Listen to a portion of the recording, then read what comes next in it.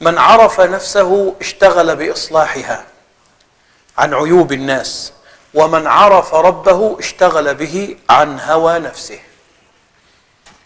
من عرف نفسه يعني عرف حقيقة نفسه، لأن تجد الكثير ممن انشغلوا بعيوب الناس ينسى نفسه ويظن أنه نبي من الأنبياء، أنه معصوم لا يخطئ، فتجده دائما تمتد عينه إلى أحوال الناس، إلى تقلباتهم، إلى بعض السلبيات التي يراها من وجهة نظره، إلى هذه الأمور كلها، فدائما ما يخوض في عيب الناس وهو منشغل عن عيب نفسه. لأن المسألة كما قال العلماء أن الواحد منا يرى الناس لكن لا يرى نفسه. الواحد منا يرى الناس لكن لا يرى نفسه، فإذا انشغل بنفسه يصلحها عن عيوب الناس كان ذلك أصلح له. ومن عرف ربه اشتغل به عن هوى غيره، عن هوى نفسه. من عرف ربه يعني يظن دائما أن كل ما أمره الله تعالى به هو الحق، وأن نجاته في أن يتبع ما أمر الله تعالى به. فإذا انشغل بأوامر الله سبحانه وتعالى حبا في الله وطاعة فإنه ينشغل بذلك عن هوى نفسه. والهوى هو المزاج، مزاج الشخصي، إرادة تلبية رغبات النفس وشهواتها والانشغال بهذه الأمور. فكل من يعرف ربه ويحب الله عز وجل حبا صادقا حقيقيا انشغل بذلك عن اتباع هوى نفسه. ثم يقول: أنفع العمل أن تغيب فيه عن الناس بالإخلاص وعن نفسك بشهود المنة، فلا ترى فيه نفسك ولا ترى الخلق. العمل الذي يقبله الله ما كان فيه إخلاص، تلغي الناس من حساباتك، كما قال تعالى: إلا ابتغاء وجه ربه الأعلى. ومن يسلم وجهه إلى الله، يبقى إذن قصدك في كل أمورك وجه الله سبحانه وتعالى، وهذا هو الإخلاص، بمعنى أنه لا ينعقد في القلب نية للعمل إلا لله عز وجل. ودي مسألة مهمة احنا ربما نتعرض لها باستفاضة في حديث الغد إن شاء الله، إنما الأعمال بالنيات. لكن في ناس كتير عندها وسوسة في الموضوع ده، وسوسة في موضوع تحرير النية. المسألة بسيطة جدا. سؤال: أنت لماذا تقوم بهذا العمل؟ لن تغش نفسك طبعا. والله نفسي الناس تشوفني علشان أقابل فلان، علشان يقولوا كذا وكذا، من أجل يبقى هنا في حسابات أخرى. لكن لماذا تقوم بهذا العمل؟ ابتغاء وجه الله. خلاص انتهت المسألة. يبقى لا داعي للوسوسة ولا داعي. لبعض الإخوة قال إن والله العظيم قال إنه يأتي إلى باب المسجد ويرجع. ليه؟ لأن في شخص يعرفه سبقه في الدخول للمسجد، فأقول لك كده هيشوفني جوه ويقول عليا بقى رياء. ما يقول أنت جاي له. لو جاي له يبقى ما حدش هيجي المسجد خالص، لأن معنى الكلام ده ما فيش ولا واحد يصلي الجماعة. لا، أنا جئت إلى الله، خلصت المسألة. فلان شافني، فلان عرفني، فلان مدحني، فلان ذمني، فلان ما عرفش ولا يفرق معي أي شيء، لا يؤثر في ذلك. وهذا في كل الطاعات يا إخواني. وقفت في باب بر، في باب خيرات، سعيت في الإصلاح بين الناس، جمعت أموال لفقراء لمحتاجين لمسجد، عملت عمل خير. يجي واحد يقول لي أنت كنت عايز الناس يقولوا عليك، يقولوا مش مشكلة، أنا كنت وجه الله فقط. ما يفرق معي ما تعتقده عني، لأن النية دي أمر باطني، أنت إيه اللي أطلعك عليه؟ أقبح شيء أنك أنت تنقب عن بواطن الناس. في قصة أسامة بن زيد رضي الله عنه، لما الرجل قتل عددا من المسلمين، فلما علاه بالسيف، أسامة بن زيد رفع السيف عليه يقتله، قال: أشهد أن لا إله إلا الله وأشهد أن محمدا رسول الله، فقتله. أسامة قتل الرجل. فلما ذكر ذلك لرسول الله قال: إنما قالها اتقاء السيف يا رسول الله، وعمل كده عشان خايف من السيف. ماذا قال له رسول الله؟ قال: هل شققت عن قلبه؟ هل شققت عن قلبه؟ أحد العلماء وأظنه سفيان الثوري قال: رأيت رجلا يبكي في الصلاة فقلت: أما هذا فهو يبكي رياء، فحرمت قيام الليل سنة مش عارف يقيم الليل. انت مالك انت؟ يبكي رياء ولا يبكي إخلاص؟ هو انت اللي هتجازيه؟ هو انت اللي هتحاسبه؟ فيا إخواني، كما قال الله عز وجل: أهم يقسمون رحمة ربك؟ فلا يطلب منك أن تنقب عن بواطن الناس، ولا يطلب منك أن تحكم على الناس، ولا يطلب منك في حال أن عملت عملا لله أن يرضى عنك جميع الناس. أنت ترضي الله فقط وتحرر النية لله، بس انتهت المسألة.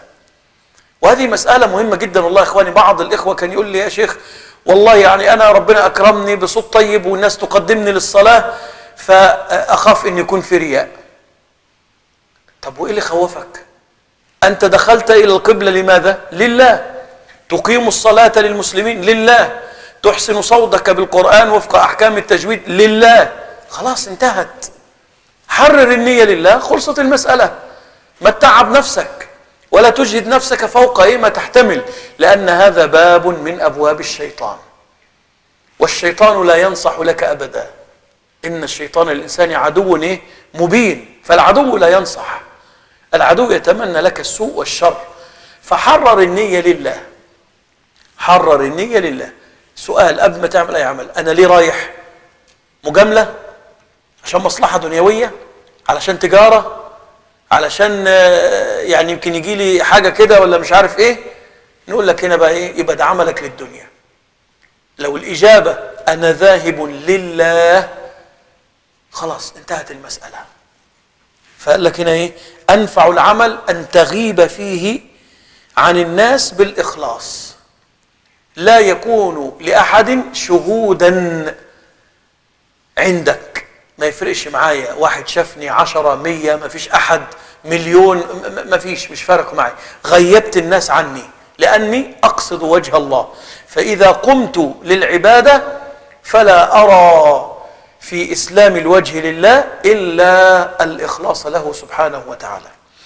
ولذلك كان من الكلمات الجميلة للعلماء السلف كان يقول لك: ما هو الإخلاص؟ ما هو الإخلاص؟ قالوا: المخلص هو من لا يطلب على عمله شهود.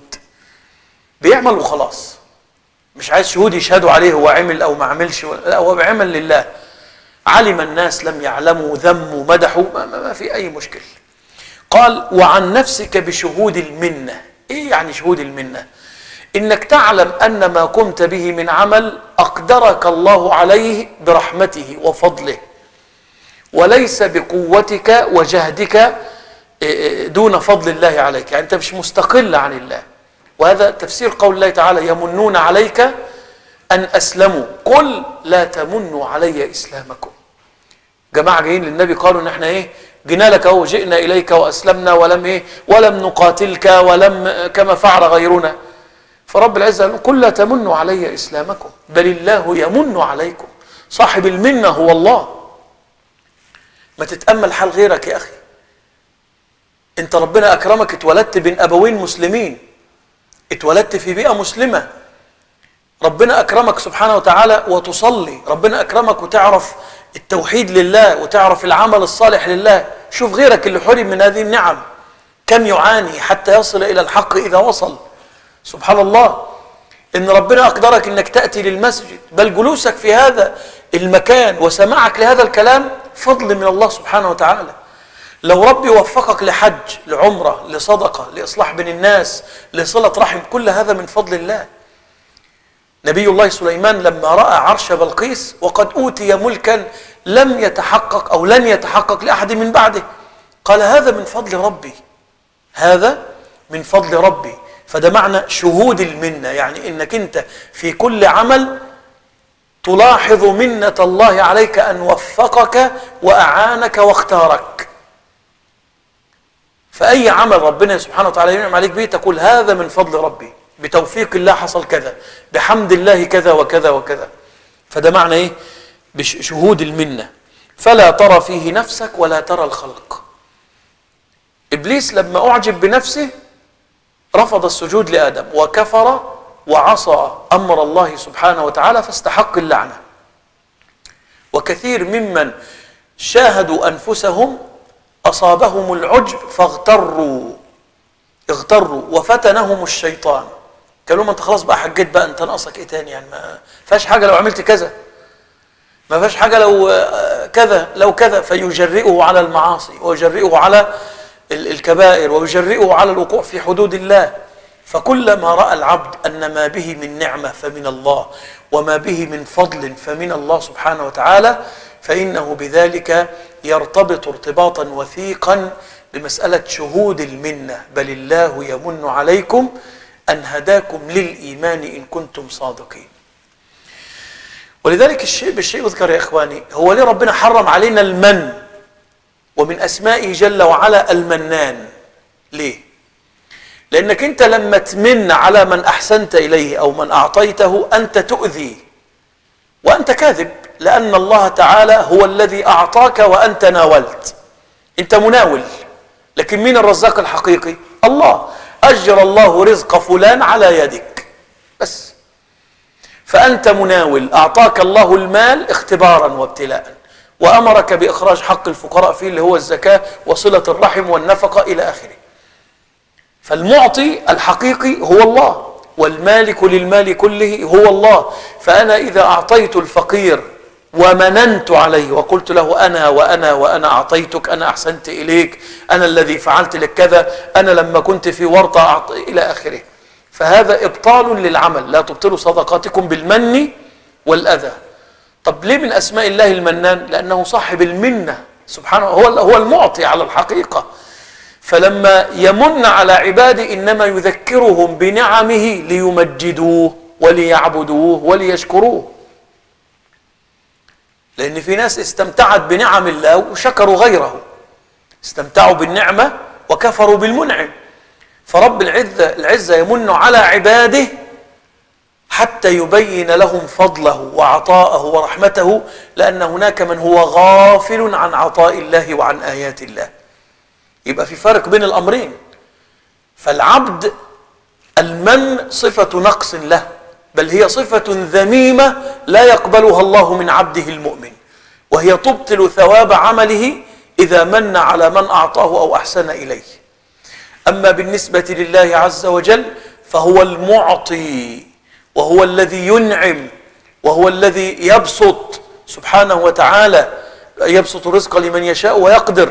فإذا من على عباده من عليهم ليذكروا نعمه ويعبدوه وحده ويشكروه وحده لا شريك له. يبقى إذا أردت أن ترى للعمل أثرا وقبولا عند الله، غيب الناس عن نيتك وعن وجهك بالإخلاص، وغيب حظ النفس من العجب بشهود المنة من الله. بمعنى أن يكون عندك حاضر في نفسك أن صلاتك بفضل الله، وأن صيامك بفضل الله، وأن إحسانك وصدقتك وحجك وعمرتك وصلتك كل هذا من فضل الله ومنته سبحانه وتعالى.